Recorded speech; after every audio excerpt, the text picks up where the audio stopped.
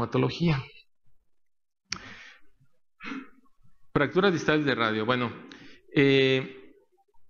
lo que vamos a tratar durante la plática sería una perspectiva general, la evaluación radiológica, la clasificación, los tratamientos, técnicas quirúrgicas, complicaciones y al final vamos a dar un pequeño resumen.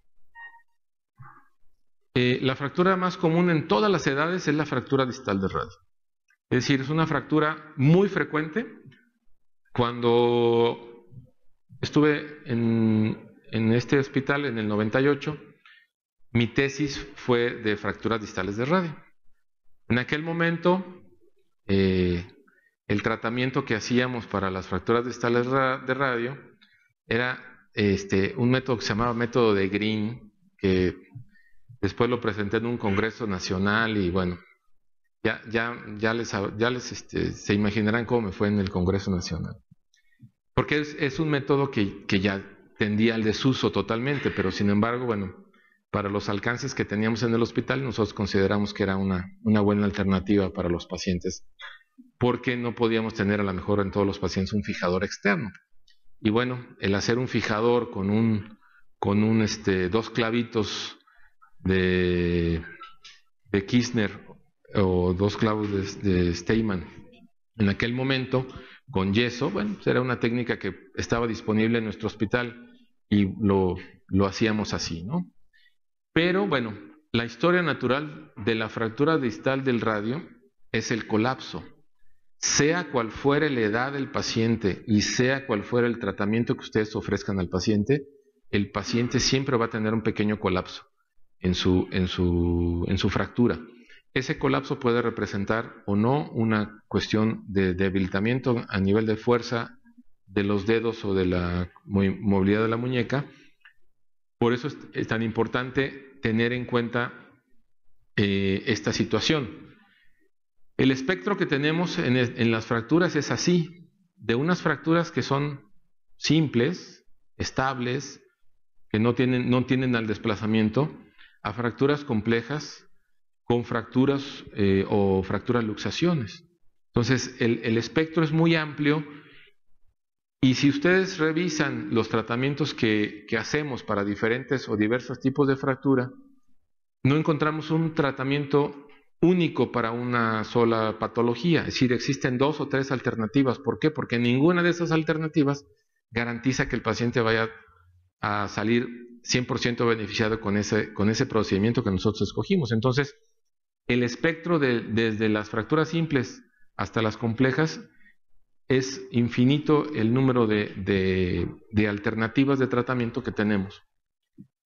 Actualmente se ven fracturas mucho más complejas que hace algunos años. ¿Por qué? Bueno, pues porque ahora la alternativa de los vehículos de alta velocidad, las poblaciones mucho más densas en las ciudades, etcétera, ha provocado, bueno, que haya accidentes con mayor complejidad y los pacientes nos llegan con fracturas totalmente de alta energía.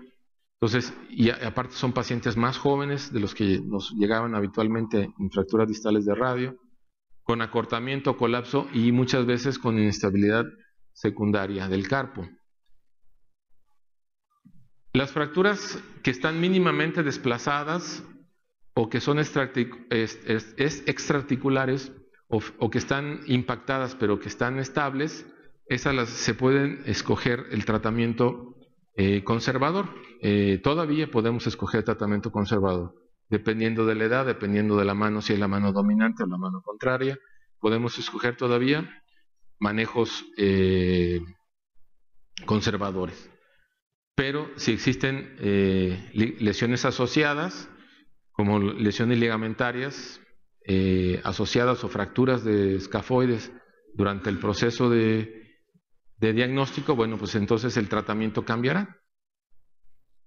Pues la anatomía normal, recordamos la distancia que tiene el radio, la distancia que tiene el cúbito, el basculamiento, la báscula palmar, la báscula radial, la longitud radial y la discrepancia o variancia unlar o cubital. Entonces, hay que recordar perfectamente bien la anatomía antes de que el paciente sufra el accidente porque si no, bueno, tendremos una cuestión de no poder hacer una buena reconstrucción anatómica. Existe además el desplazamiento radial y una congruencia articular o un escalón que pudiera existir durante el proceso de una fractura. Aquí ya estamos viendo un proceso con un escalón en la proyección. Anteriormente, o todavía es común que ustedes escuchan, es que tiene una fractura de Coles, o es que tiene una fractura de Barton, o tiene una fractura de Smith. Esos epónimos ya no es recomendable usarlos. ¿Por qué? Porque simplemente lo único que hacen es confundir el problema patológico. Y finalmente, el objetivo de hacer un tratamiento de las fracturas distales de radio es lograr la reducción anatómica lo más cercano a lo normal.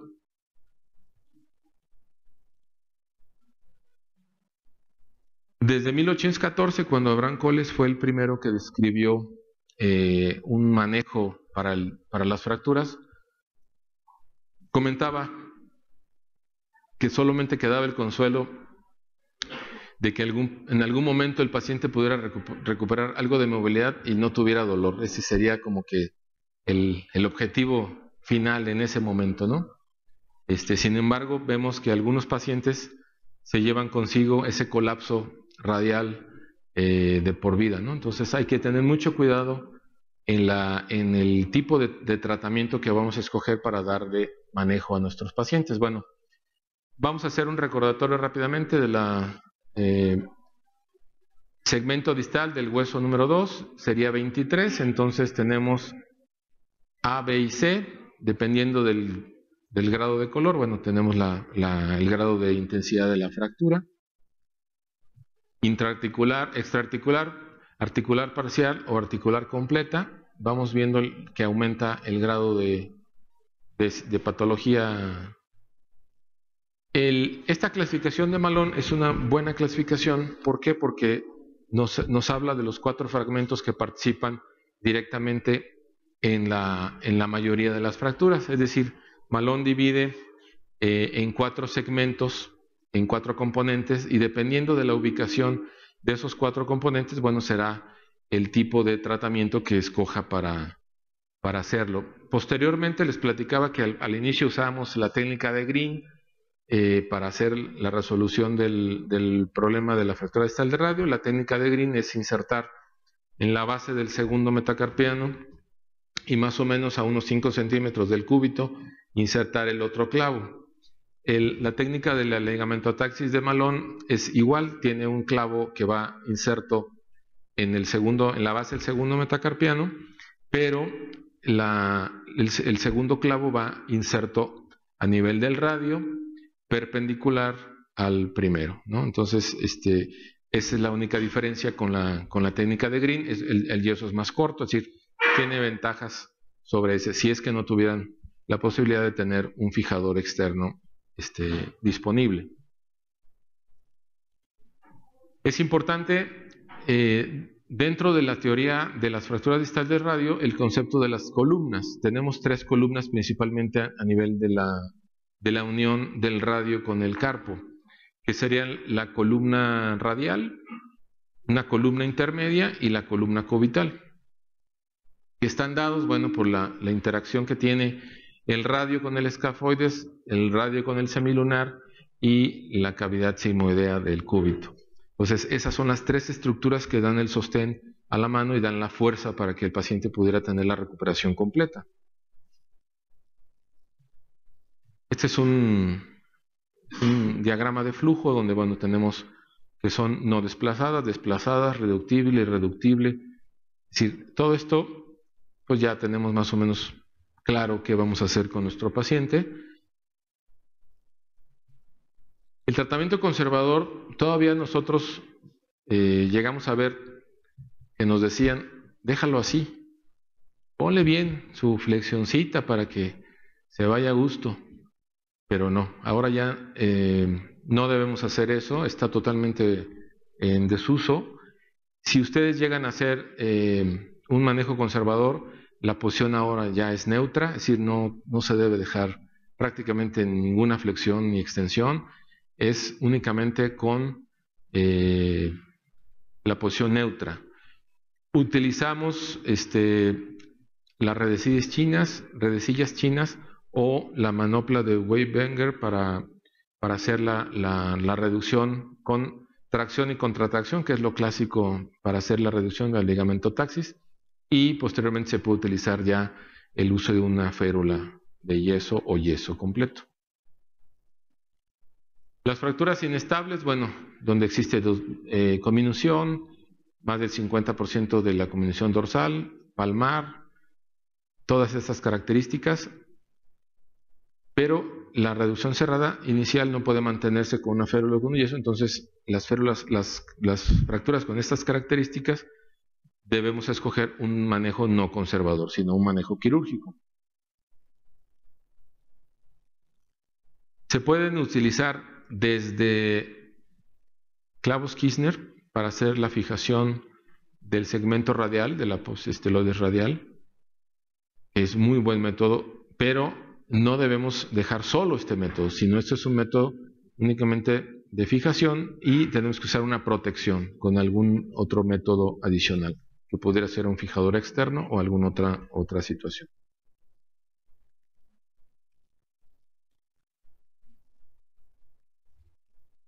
Se traslapó ahí. Fijador externo con injerto óseo, agujas de Kirchner, placas o injertos.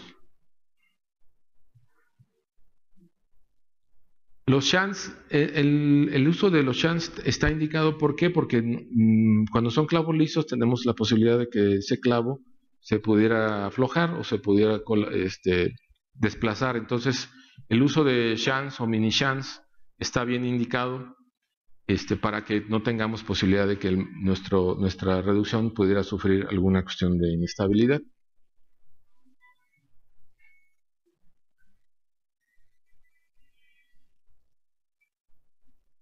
Esta impactación que se llama die punch es una fractura que, si ustedes no se toman el tiempo de ver la placa AP, es un pequeño colapso que existe a nivel de la superficie articular radial y solamente es un pequeño escalón que, si ustedes ven la radiografía en la AP, no lo notarían, pero si completan el diagnóstico con la lateral van a ver que se trata de un pequeño escalón, que eso puede dar lugar a una artrosis temprana. Entonces ese tipo de pacientes con impactación de die punch son quirúrgicas y hay que poner una placa de sostén para elevar el fragmento que tiene la superficie articular radial.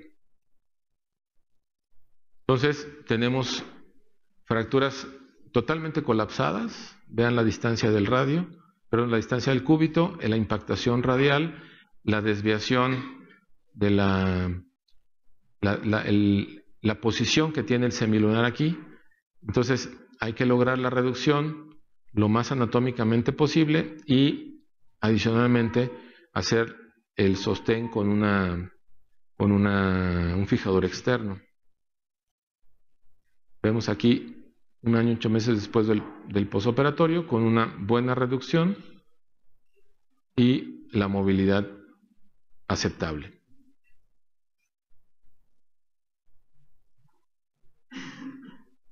Nos llegan pacientes sobre todo los trabajadores, los médicos que están adscritos al Seguro Social y que tenemos empleados de fábricas o que laboran en algunas maquiladoras, llegan a tener accidentes muy importantes con fracturas expuestas. Entonces, el manejo aquí inicial, bueno, pues el lavado quirúrgico, la reducción lo más anatómicamente posible, el uso de un fijador, aquí tiene los datos del fijador, y el resultado final, bueno, aunque tuvo la necesidad de hacer la resección de la cabeza del cúbito, bueno, pero el resultado funcional es muy aceptable. Cuando vamos a hacer la colocación de una placa, la pregunta sería: ¿hacer el acceso dorsal o hacer el acceso palmar? En general, la mayoría de las fracturas se resuelve con el acceso palmar, es decir, la mayoría no necesitamos hacer el acceso dorsal, aunque el acceso dorsal es mucho más fácil. ¿Por qué? Porque tenemos menos estructuras. El acceso palmar es un poquito más técnicamente más demandante. ¿Por qué? Porque hay más estructuras que se pueden dañar y el llegar hasta la superficie articular o la superficie radial sí es más difícil hacer el acceso, pero la indicación que es que la mayoría se resuelve con el acceso palmar. Tenemos clásicamente dos accesos, uno que es a nivel el segundo rayo, y el otro con más tendencia hacia la hacia la región del cúbito. Para llegar en los dos se tiene acceso al radio distal.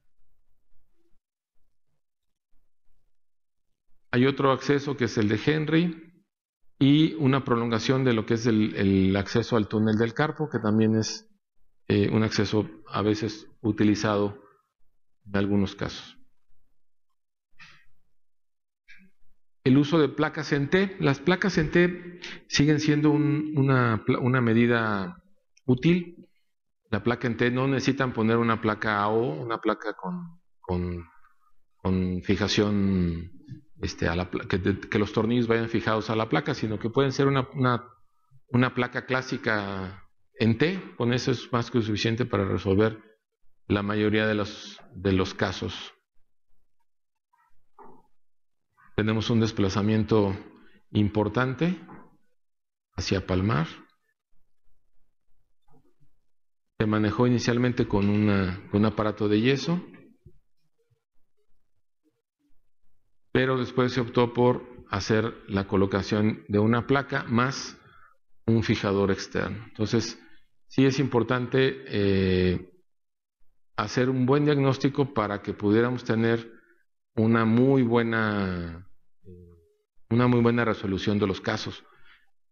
Si necesitamos usar 2 o 3 tipos de dispositivos para conseguir el resultado, bueno, pues lo deberemos hacer. Es otro caso.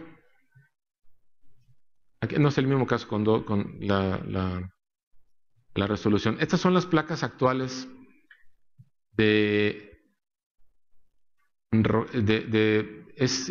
el tornillo o los postes van fijos a la placa. Entonces tenemos diversidad de formas para la placa pi o la placa en T, la placa normal, pero aquí dependerá del hospital donde estemos laborando. Para nosotros en los hospitales que están dentro del interior de la República, a veces es muy complejo tener todo el arsenal que tienen o que tenemos acá, ¿no?, disponible. Es mucho más complicado por los insumos que no tenemos de manera completa. Entonces, bueno, las placas en T siguen siendo una muy buena arma que tenemos disponible para tratar la mayoría de los casos. Una placa encerrojada. Las ventajas de esta placa, bueno, es que los tornillos tienden a aflojarse muy poco. Entonces, es mucho mejor una placa de este tipo a una placa en T. Otro caso con desplazamiento dorsal.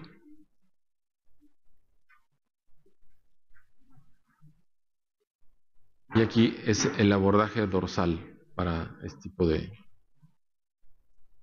fractura. Bueno, las complicaciones que tenemos durante la aplicación de este tipo de resolución de este problema, bueno, compresión del nervio mediano, la distrofia simpático refleja o la enfermedad de Sudeck. Tenemos algunos problemas en cuanto a la movilización. Los pacientes en general que son sometidos a un procedimiento de reducción abierta con una placa generalmente tienen limitación en la movilidad. Entonces, un buen terapeuta físico, un buen rehabilitador que se dedique exclusivamente a la mano sería una alternativa eficaz para que esos pacientes pudieran tener una respuesta, porque uno puede hacer una cirugía con una buena reducción y un buen un buen grado de reducción anatómica, sin embargo el paciente queda con mucha limitación, pero secundario a que el paciente no tiene una buena rehabilitación. Entonces sí es importante, si podemos enviarlo con un especialista de rehabilitación, pero exclusivamente de la mano, sería muy satisfactorio. Entonces,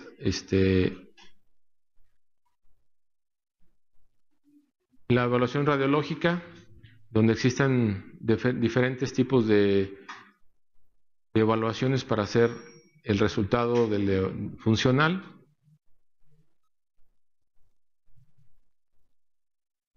Entonces, bueno, el tratamiento debe individualizarse. Cada caso es distinto. No podemos decir que todas las fracturas las van a tratar solamente con una placa o todas las fracturas las van a tratar con un fijador externo. Es decir, cada caso se debe individualizar, pero sí disponer de la mayor cantidad de accesos o de accesorios terapéuticos como placas, tornillos, para poder hacer la evaluación. La reducción anatómica es extremadamente significativa. Entre mejor quede anatómicamente la reducción, esto hará que las secuelas que tenga ese paciente sean mucho menores.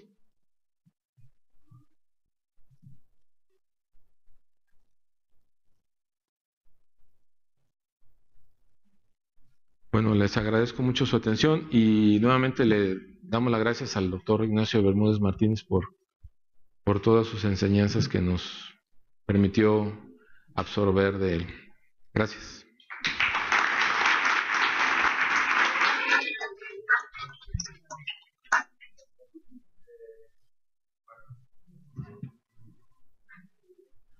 No sé si tengan alguna pregunta.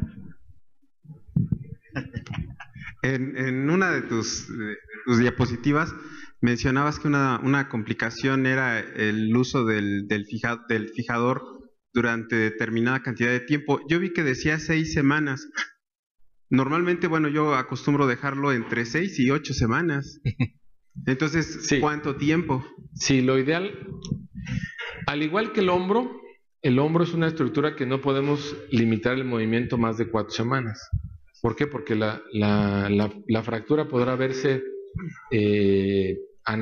radiográficamente ya consolidada, pero la limitación del hombro va a ser muy importante. Igual en el radio, si podemos evitar dejar más de 6 semanas, aunque radiográficamente no tengamos una visualización de la consolidación radiográficamente, pudiéramos con esas 2 semanas conseguir un poquito más de respuesta a la movilidad. Por eso es que, bueno, si no, hay ocasiones en que el fijador se queda hasta 9 o 10 semanas, dependiendo de la gravedad de la lesión. Pero si podemos evitar hasta las 8 y la podemos reducir a las 6 semanas, podría ser mucho más satisfactorio en relación a la respuesta de la movilidad después del uso del fijador. Sí, te preguntaba porque tengo al menos un paciente de todos los que hemos operado de fractura radio distal con fijador, al menos un paciente que le quité el fijador a las 6 semanas se colapsó. Se colapsó, sí. Sí, es que por eso vimos ahí que la situación es hacer la reducción lo más anatómico posible y luego adicionalmente el uso del fijador. Entonces, muchas veces necesitamos 2 principios biomecánicos para poder hacer la reducción anatómica completa, no solamente el fijador, sino adicionalmente localmente hacer un enclavijamiento o unos tornillos más para hacer la reducción mucho más anatómica. Sí. Buenas tardes, doctor, gracias. Hola. ¿Cuál es su experiencia en las fracturas luxaciones inveteradas? Sí, es muy frecuente que los pacientes lleguen al hospital que ya llegaron al hospital previamente, o sea, llegan a nuestro hospital, los ve el médico de triage, les toma la radiografía, no tienes nada, ponte una venda y vete a tu casa. Y entonces el paciente regresa 4 semanas después con dolor, pero con dolor mucho más intenso que el día que se luxó, o llega después de 6 semanas o llega después de 8 semanas. Todavía a las 3 semanas se puede hacer una reducción cerrada. Si se puede hacer una reducción, al paciente lo cuelgas y todavía tienes posibilidad a las 3 semanas de hacer una reducción de una fractura, una luxación del carpo. Pero después de 4 semanas va a ser bien difícil que entre, y muchas veces esos hay que abrirlos, hay que hacer la reducción abierta. Entonces haces la liberación de toda la primera fila del carpo para poder descenderla y haces una artrodesis. En base a eso, ¿es factible por medio de una ligamentotaxis poder acomodar el fragmento distal, ya en ese caso de la inveterada? No. Combinado con el abordaje, vamos. Sí, bueno, sí. Si combinas la abierta sin abrirlo, liberar y luego hacer la ligamentotaxis, pues puede ser que sí.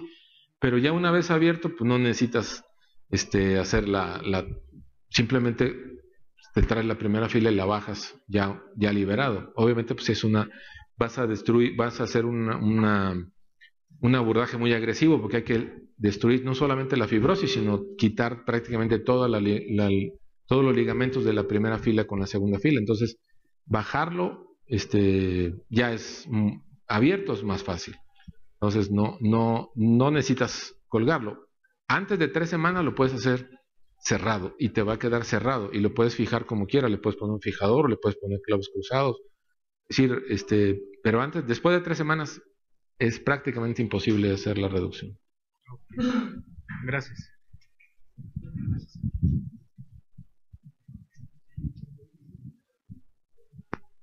Acá.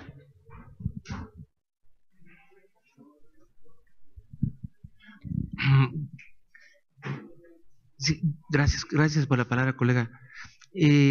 La cuestión, iba a ser una pregunta, pero cuando oí que estaban tratando el aspecto de esta cuestión de las inveteradas y que si dejo 6 semanas y 8 semanas, yo mi tesis de pregrado, de la tesis de posgrado, perdón, fue en 1587 cuando yo me gradué de ortopedista y fue precisamente de el tema inestabilidad de la muñeca en las fracturas distales de radio y otras patologías, lo que provocaba que la distal radio ulnar joint se contrariara, ¿no? Entonces, cuando dijiste de que da tu tesis eso, qué bueno que somos hermanos de la misma región y como la compartimos, vamos a compartirla. Entonces, para que no exista ese tipo de problemas, existe ahorita un pensamiento en el cual debes de influir en la biología. Por si tú influyes en la biología, y le planteé esa pregunta al doctor Espinosa del Instituto Nacional de Rehabilitación, al jefe, Alejandro, y le dije, ¿por qué razón en tu planteamiento que ofreces, porque más tendencia a lo quirúrgico, ¿no? Hacia las placas estas bonitas de titanio que están ahorita en moda, y que en la interior de la provincia también se eso, porque con la cosa del avenimiento del Grupo Ángeles y el grupo de Star Médica y de Médica Sur, se han extendido por toda la República. Hasta en Tijuana están, fíjate, o sea, ya tienen toda la lana del mundo para poner placas y cobran más caro en Tijuana que en el DF. Entonces aquí la cuestión muy importante es trabajar a nivel biológico. Y le dije a Espinosa, ¿por qué? Si esto es un cono, una pirámide truncada, invertida, ¿no? La metáfisis, ¿por qué razón? Tú no la inflas, se la distraes en este caso, y le planteaba el caso que se me ocurre es de los albañiles. La cimbra, primero empieza el albañil para hacer el colado, usa una cimbra. ¿Te acuerdas, no? Ahora las hacen de tubos, pero antes eran maderas, tablas de triplay y cuelas, ¿no? ¿Cuánto tiempo vas a dejar tu cimbra hasta que frague tu colado? Ahí está el aspecto biológico. Tú tomas el injerto autólogo o heterólogo y lo implantas dentro de ese colapso que hubo, porque precisamente la mayoría de estas fracturas ocurren en pacientes que tienen osteoporosis. Entonces, si tú llenas esa cavidad con injerto autólogo, y si trabajas del aspecto biológico que mi colega te planteaba, yo le dejo 8 semanas, acuérdate que también el colega pasó una diapositiva de la distrofia, que ya no se llama distrofia simpático refleja, ya le cambiaron el nombre. Mi tesis de pregrado fue de la atrofia de Sudeck, antes se llamaba así, ahora hombro humano, y ahora ya se llama síndrome localizado de la extremidad y que se hagan otras cosas. Entonces, es la misma gata revolcada. Entonces, aquí la cuestión importante saber es, si tú metes la biología allí, ya sabemos todos en qué tiempo se integra un injerto. Entonces, ¿en qué tiempo vas a quitar tu fijador? Hasta sin rayos X. porque tú ya sembraste una célula viva o plasma enriquecido. Entonces ya tienes tú el conocimiento que estás trabajando, no nada más con materiales, sino con biología. Entonces el Combined Treatment of Distal Radio Fractures, esa fue mi tesis de entrada en Estados Unidos al trabajo que estaba haciendo allá, es de usar la placa, el injerto, el fijador externo, y hasta después de Capangyi preconiza el uso de los key wire, de las agujas, para colocar, inmunizar tus fragmentos más chiquitos, ¿no? Sí. Y dejarlos sepultados, si quieres, con los de polivinilglicol, los Spicon, los clavitos chiquitos, dejarlos ahí atrapados ya forever, porque se reabsorben los de polivinilglicol. Entonces, es tan compleja el abordaje de las fracturas distales del radio que creo que debemos profundizar un poquito más, ponerle así, ya actualizarnos en el usar plasma enriquecido, injerto óseo, heterólogo, autólogo, o sea, para darle más moda al asunto. Gracias. Excelente. Gracias, doctor. Buenas tardes, doctor. Sí, diga. Bueno, yo tenía una pregunta sobre una diapositiva que había pasado. Mencionó que en la fractura conservadora, ya no se le da posición a la mano, que se deja en neutro. Neutro. Porque, bueno, mi pregunta es porque si se deja en neutro, ¿no existe una posibilidad de que se colapse? Todas las fracturas distales de radio, su historia natural es que se van a colapsar. Pero los únicos casos que vas a escoger para ponerles yeso o manejo conservador serían las fracturas estables o las fracturas extraarticulares, las que tienen muy bajo posibilidad de que se pudieran desplazar hacia dorsal o hacia palmar.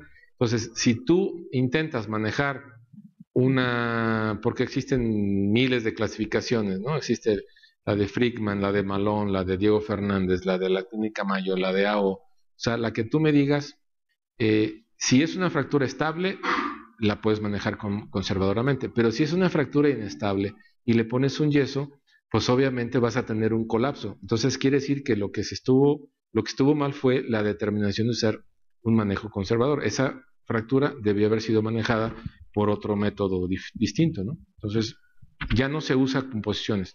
Si vas a optar por el manejo conservador, es que es una fractura totalmente estable. Si no, mejor escogemos otro sistema. Gracias. Una ocasión con el doctor Julio Talesnik, que es de las Máster. personas más reconocidas en el mundo junto con el doctor Green, él comentaba precisamente lo que han dicho ahorita en los demás colegas. No se puede usar en una fractura inestable un solo método. Él proponía, precisamente por la complejidad de las fracturas radiocubitales, el uso de dos alternativas al menos, y él en su experiencia comentaba también que incluso no es garantía de que quede una fractura sin riesgo de colapso. El hecho de usar injerto, usar una placa, la modalidad de los fijadores, etcétera, yo creo que en las fracturas inestables tenemos que hacernos a la idea que es un reto, pero sobre todo que es un reto que no podemos abordarlo de una forma sencilla con un solo método de fijación.